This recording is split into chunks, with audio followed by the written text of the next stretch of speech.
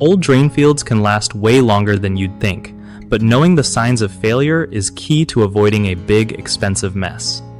So here's the deal with keeping your drain field alive and kicking. First, always keep water usage low. Like, no running 5 loads of laundry back to back, and swapping out old toilets for low-flow ones really helps.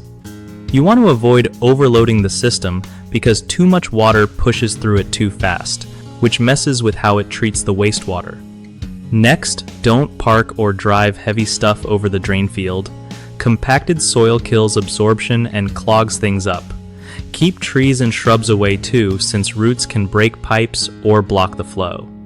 Also, check for soggy spots or foul smells outside. That's a red flag your system might be backing up.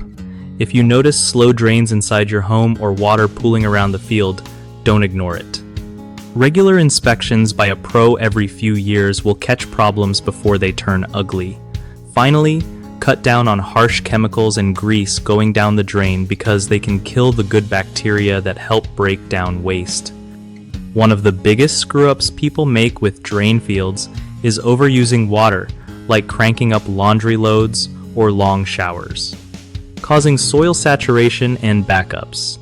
Fix this by spreading out water use and swapping to water-saving fixtures. Another common issue is ignoring tree roots. Roots can invade pipes and tanks, so keeping plants far from your system stops this problem. Lastly, a lot of folks forget to get regular septic inspections or pump their tanks on time, which causes sludge buildup and field failure. Setting a reminder to schedule maintenance every 3 to 5 years can save tons of headaches.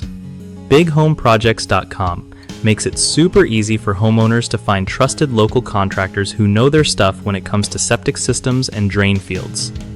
For contractors, it's a great way to connect with clients looking for their specific skills and grow their business without the hassle.